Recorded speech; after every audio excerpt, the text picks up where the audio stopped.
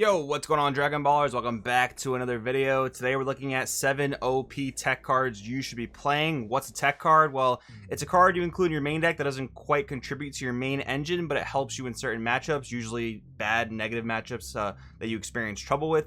And we're going to go over this today, guys, because we are mostly playing in best of one tournaments with the online webcam, so this is kind of more important than ever. With best of one, you can't play a side deck, so sometimes you got to include these vital tech cards in your main board to help shore up your bad matchups. Before we get into it, guys, I do have a new sponsorship with YourPlaymat.com. They sent me these awesome custom sleeves with the channel logo on them. Go down the link in the description if you guys want any custom sleeves, playmats, other TCG accessories. They make awesome quality stuff. They're really sturdy, really firm sleeves. Definitely gonna be playing in them in my next tournament, probably in July. I think I'll be going to the Florida event down there. So if you guys want that, go down there. It's 10% off your order with that link. I do appreciate anyone who checks it out. It does help the channel out a lot. That being said, make sure to subscribe, hit that bell so you never miss a video, and we'll get started with the first card. All right, Broly Crown Retribution. If you're playing any red deck, for the most part King Piccolo, but you've also got like Launch.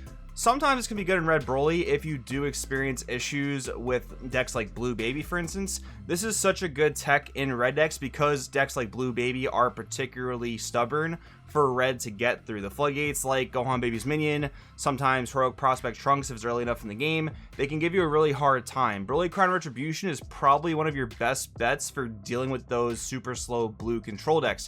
Some of the cards that people play to deal with matchups like that are the Draft Box 6 Silver Bullets, like my 1-drop. It does draw cards, got barrier. If your opponent uses a negate to untap energy, they have to crit a life and kill an energy. That card's okay, but realistically, the untapping, like Dimension Magic and Revenge Big Bang Attack, those aren't the cards that are giving you the biggest problems. The cards that are giving you the biggest problems are the Gohan Baby's Minions and the Heroic Prospects. Just the cards that say you're limited in how many attacks you can make on a turn, or yet you're taxed for attacking multiple times per turn. Those are the cards that are generally give you the biggest issue. Broly Crown Retribution also has reach in red mirror matches, for instance, if you're looking out for your opponent's topos, and even just getting that hand knowledge to see if they have the Violent Rays. If your strategy needs to play around Violent Rays, you get that hand knowledge and can wipe out an important battle card, like maybe a super combo, things of that nature. The card just has so much good utility in red decks, and best of one especially. I think maining 2 copies is a really good call. In any red deck I'd play right now, and probably even in set 13, I'd probably be sideboarding 3 copies of this. So I think mainboarding 2 in best of one tournaments, I think is a really, really good call.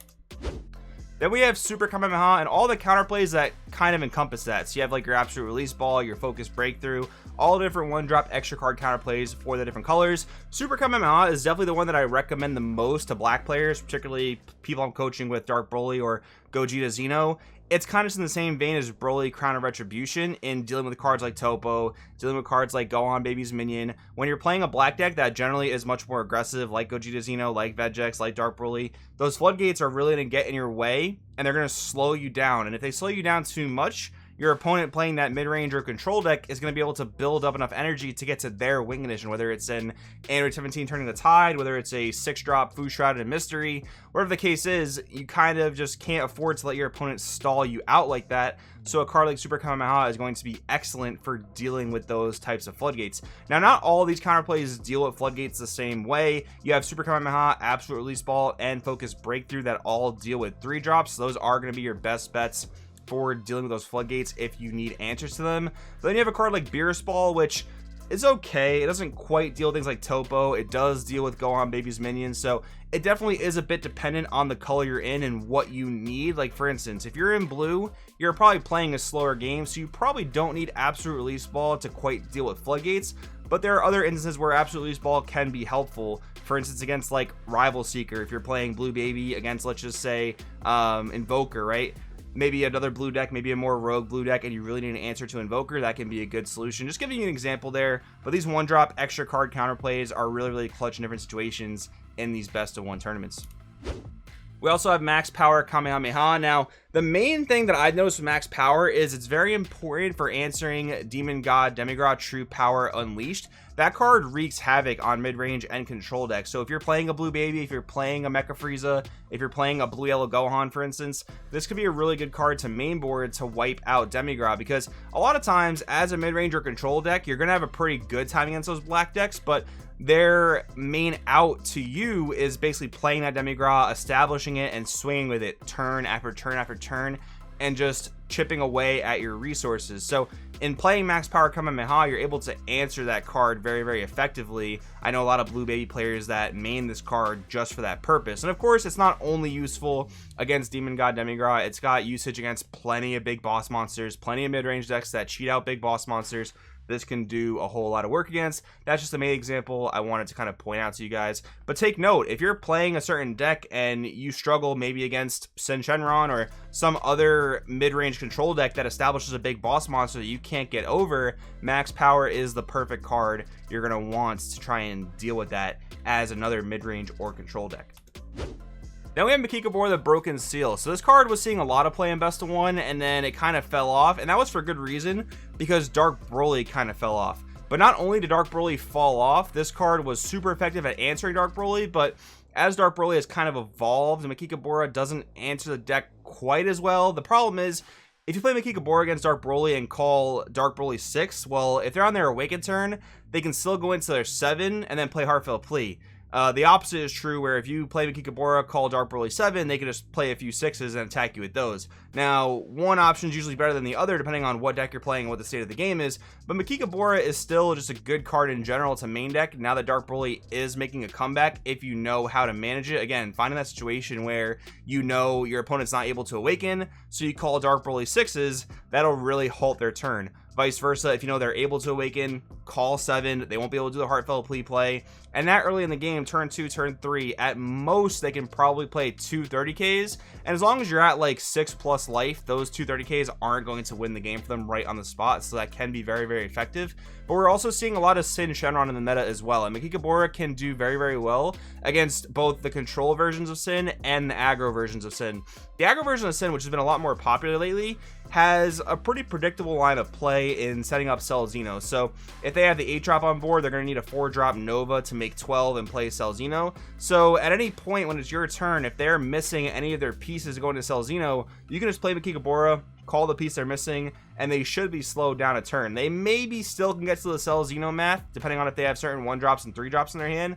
But besides that, you can even play Makikibora and call Cell Xeno if that's the only card that's threatening you. If their big 30Ks aren't threatening you, which generally they're only going to be single strike crits or barriers, it's very okay to play Makikibora and call Cell Xeno if you just need to get to that next turn to maybe win the game. So I think Makikibora can come back with Dark Broly and Sin Shenron both rising in popularity over the past few weeks. Then we have Bigamour. So if you're playing a green deck, you're going to want to play Bigamour. It is another good answer to decks like Dark Broly. And Dark Broly generally is a very, very good green matchup. We've seen topping lists of Majin Vegeta play this card. The most recent topping Clash Goku list played some copies of Bigamour. It's a really solid green card you're going to want to consider if you're looking to play green as more of a rogue strategy and you want to deal with decks like Dark Broly or anything else that's swinging with big battle cards. It can even be effective against Red Broly if that deck gives you a problem.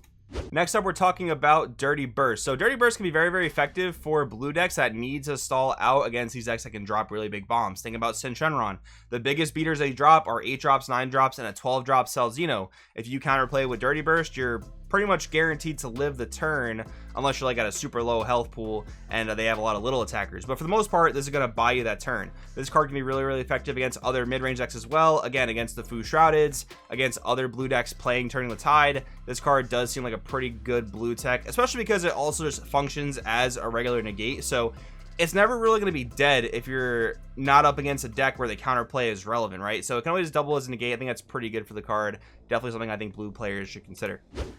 And then finally, we're talking about the free negates from Evolution Booster. Every color except black has one. I really actually wish black did get one. It would have been pretty nice. But For whatever reason, they didn't. But cards like Homicidal Clones that take life at 5 or less to negate and spawn a blocker token, those are actually really good. And I think the main usage for cards like this is to defend your Unison, actually. That's where I find these cards to be most effective, because if you're at 5 life, where most leaders awaken at 4, your opponent can just direct all their attacks at the Unison, and that stops you from awakening and clears your Unison, which, depending on your strategy, can be really important. So with cards like Homicidal Clones, you're able to, you know, negate, get yourself to an awakening point, and protect your Unison, and then you have a blocker to stop another attack at the Unison, especially with Unisons that only gain 1 marker per turn, like Piccolo Jr. and stuff like that. I think this is a really good set of cards to consider as main deck techs for best of 1, even best 3, to be honest. I think these can be really good in the main deck as a solid 2 of. But anyways, guys, that's what I wanted to talk about today. I do hope you enjoyed. Hope you got some ideas. If you have any tournaments coming up that are best of 1, let me know in the comments below. Thanks for watching. I'll see you guys next time.